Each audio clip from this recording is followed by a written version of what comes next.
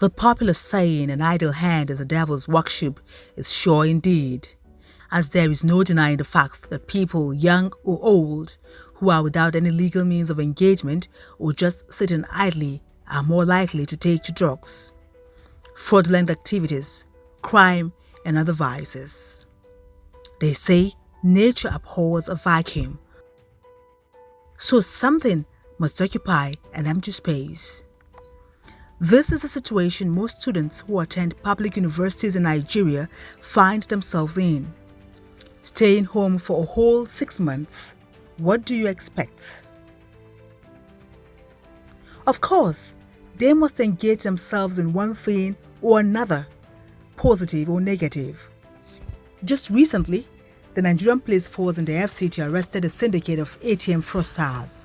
Sadly, 2 of them were undergraduates in one of the prominent universities in the country. A sad tale. These are just 2 out of many other cases recorded across the country. The 6-month strike and still counting no doubt has a lot of effects and consequences, especially on the students. The long ASUU strike, 6 months and counting, but has put academic activity on hold for now, and which is also not good. Starting this year, we had plans that a couple of months will be done with the program, but 6 months has gone and still nothing to show. We started the program and the ASUU strike met us along the way. So we're hoping that the strike is called off anytime soon so we can round up with the program. Once expectations delayed, sometimes the enthusiasm to continue will just gradually die away. So that is that. It has affected me educationally and financially. First of all, in the educational aspect, I think last month, I will have signed out last month actually, but due to the strike, now we are still in school. We've not even started the session, so it has jeopardized so many things. And in the aspect of financially, actually I do run a cafe with someone in school, and for the students not to be in school, it has compromised our business. We won't be able to make sales and so many things. So we just have to vacate the place for the meantime, and so. Many students who spoke to AD4 TV radio off camera complained that while universities are on strike, they most of the times remain idle and bored at home, hoping and expecting schools will reopen anytime soon. Such boredom and idleness, they say, results in anxiety, depression, and then mental health challenges. The long ASUU strike has caused many frustration to some students. You prepare your children to the school, and they're going back because they're almost finishing. 7 months now they're at home. That means if they're going back, we have to start afresh by preparing them to go there.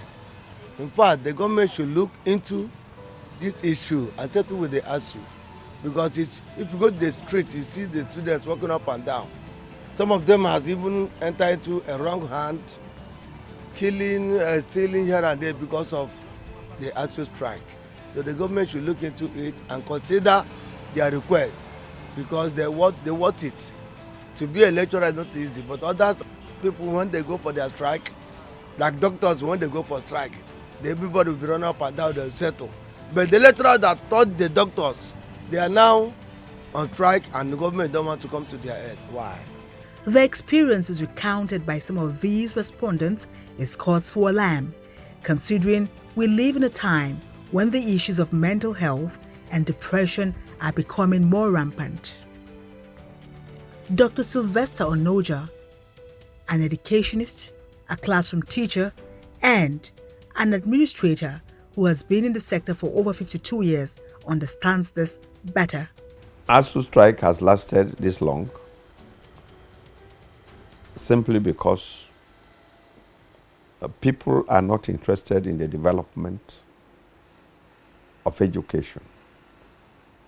in this country. And when I say people, it cuts across. The problem in Nigeria is that there's no legitimacy in education. In politics, legitimacy means that the right people are ruling and they are ruling rightly. In education, legitimacy means that the right people are administering education, the right people are teaching, and the right people are learning. In our own situation today, the right people are not administering education, the right people are not teaching, and the right people are not learning. And this is across board. So that is the introduction of what is happening ASUU. The ASUU strike that has lasted 6 months. It shouldn't have happened. The political will to do it was not there. The patriotism on the side of ASUU members was also absent. And the reaction of students were that the right people who are not eager to learn have not done anything to make sure that government and ASUU go back to classes. So that's how I see it. Education has been heavily politicized, and what we are seeing is politicization of education in action. There are two things responsible for what is happening in the educational system in this country today. There is corruption, absolute corruption. You may be surprised that the teacher who is sending away the students out of school may probably have not been instructed by anyone to do so. Or whoever in the ministry has given directives that they should be chased away also has his own.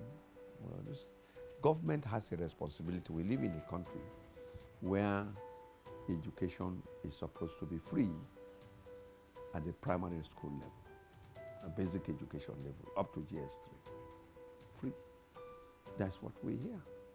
We also live in a country where education is provided and given money given to states to assess, to improve education in their states. There are so many states in this country that have not assessed the facilities that UBEC has provided to them. Or if they do that, they use it for something else. We have leaders who do not pay attention to education, and they do not see the danger of a society that has not without education. That's what we are suffering today. So corruption is at the base. And then, of course, they want to do things that will profit them. But we have a system, the 634, provides for free education in the first 9 years of school. So I'll be surprised if there are teachers who are asking them to go, if they are within the first 9 years of education. If it is so, it is as a result of corruption. And then, of course, lack of interest in education. The implication of this strike action entails a number of issues, which include 1. Additional years for students to graduate. It is usually difficult for undergraduates at the Nigerian public universities under ASUU to graduate within the stipulated 4, 5, or 6 years they are originally supposed to spend for their courses due to disruptions in academic activities, hence leading to constant review of the academic calendars. The implication is, sometimes a student studying for a 4-year degree program spends up to 5 or more years to graduate. Another effect, according to experts, is some students lose interest in education. Even some parents who get discouraged decide not to continue to pay tuition, especially in the north, where the turnout of females is usually very low. The parents get discouraged and decide to marry off their words. A lot of these cases were recorded in the core north within these 6 months. Well, I said it's a tragedy. Everybody is a loser in what is happening. Of course, the parents are first line. They are. There are parents who are waiting for their children to graduate so that they can come to take care of them. There are children who are in school and the parents are waiting so that, they can settle down in life in their own lifetime. There are parents who absolutely have lost control of their children because of the company they keep as a result of this strike. There is nothing to take home from this strike. It's misery. It's a tragedy, monumental tragedy for government and for the future of this country, and most especially for the parents. They are the losers. Their children are the losers. There are people who are supposed to do a 5-year course. They've now in their 7th year, they are not out. Those who are supposed to do a 4-year course, they're in their 5th year, they are not out. There's no hope. And they are not going out equipped enough to face society and to face the demands of the world. Like I said, they are citizens of the world. So from whatever way you look at it, yes, the parents are losers. But above all, this country is the greatest loser because the manpower of 10, 20 years are not there. If they come out, they will be half-baked. And there are lecturers, like you say, who themselves are also losers. So those who are not given to hard work or whatever have not done anything in the last 6 months, and they have not earned any salary for the last 6 months.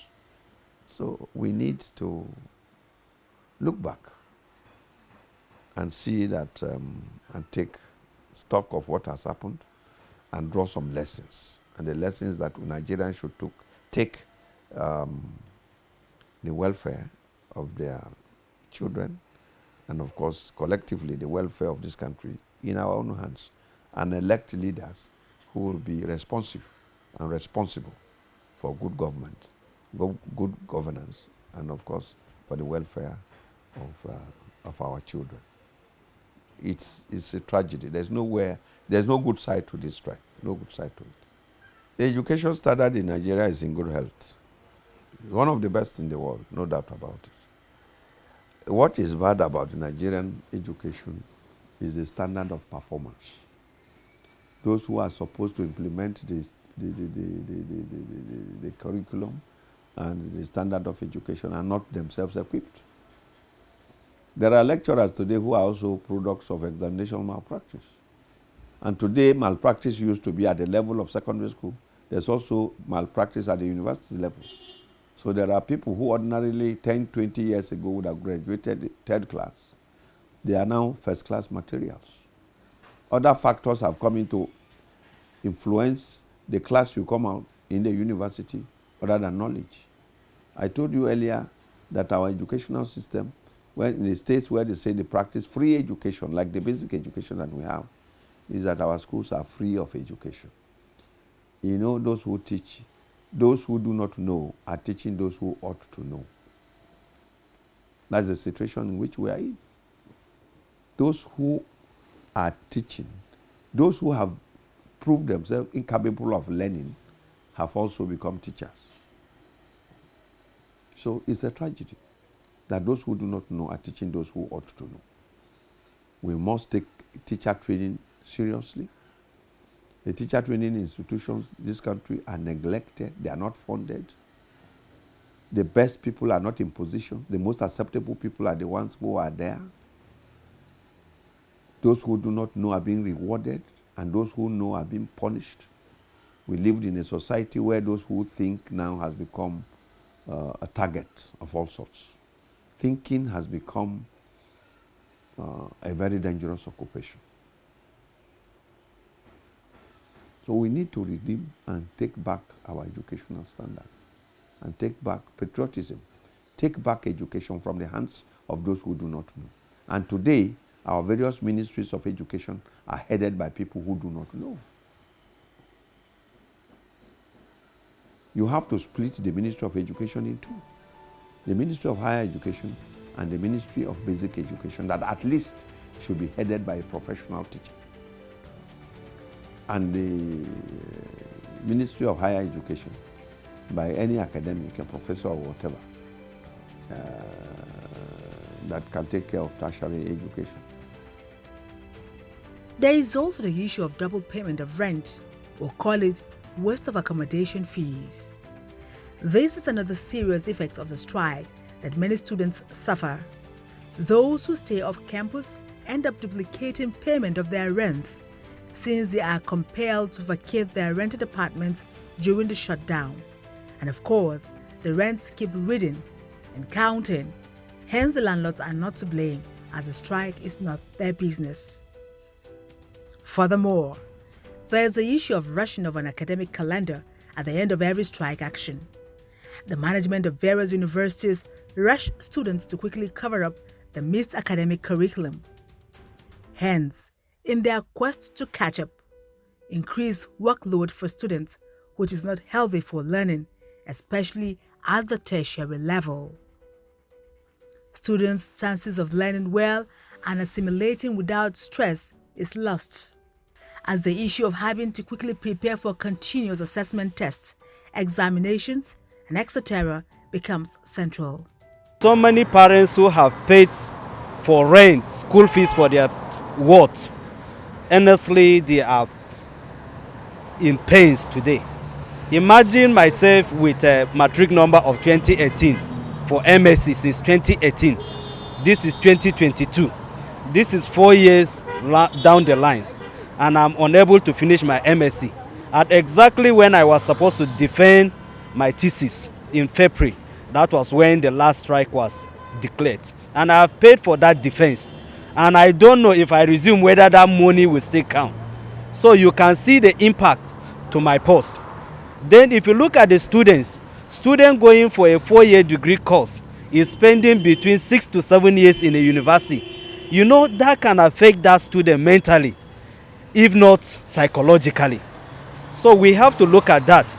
And we have to also look at that the government is making education in Nigeria to be an elitist one, in such a way that it is people who have money that can afford it. Look at the amount of private universities that are being granted licenses on a daily basis. That will tell you that the government is not pro-masses. The government is elitist in nature in its policies on education. To tell you that one day, in few years to come, there will be no public university. It is a common knowledge. It is a glaring thing that where you have instability in academic calendar, it lowers the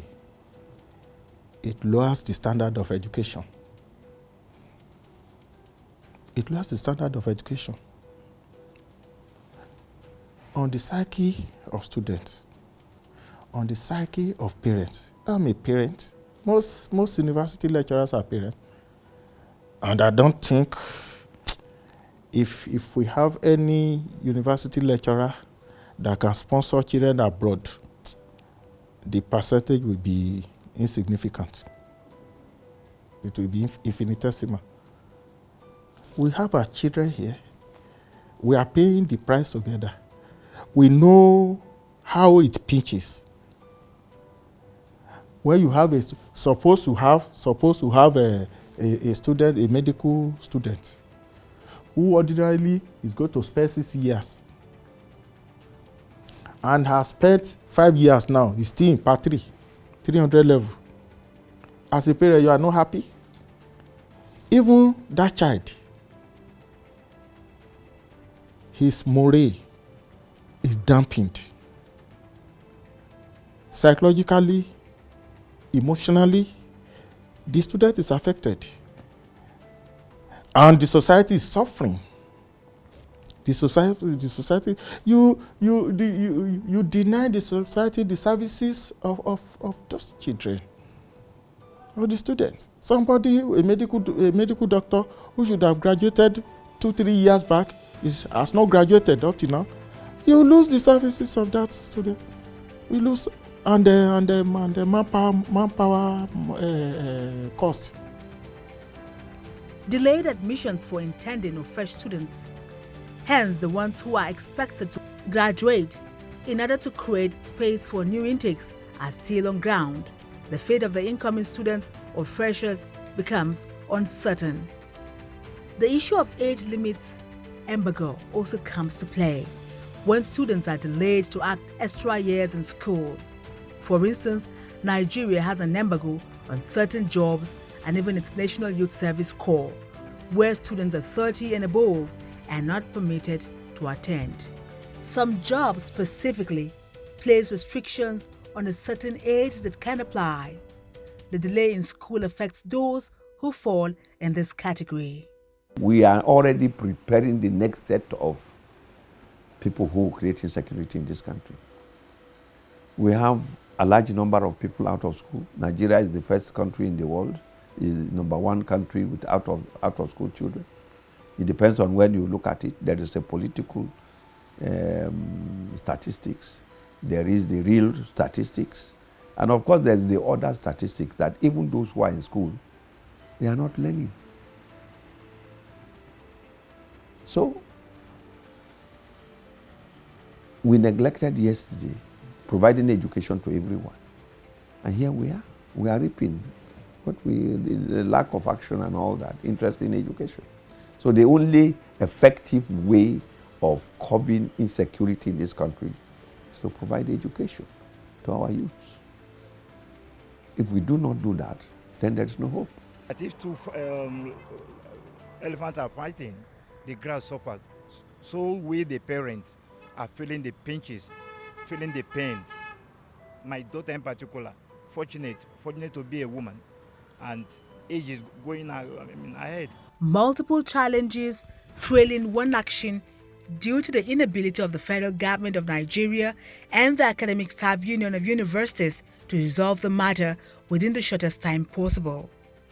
Some experts view this as a clear indication of lack of commitment, lack of value for education, a lack of seriousness and political will to prepare the youth for the future. This they describe as an evident case of corruption, especially where politicians in the same country will use hundreds of millions of naira to buy political interest firms to contest for leadership of the country. The All Progressive Congress APC announced the sale of nomination forms for various elective positions in the country. The party's National Executive Committee approved 100 million as a cost for presidential nomination forms, and yet are not able to fix its educational system.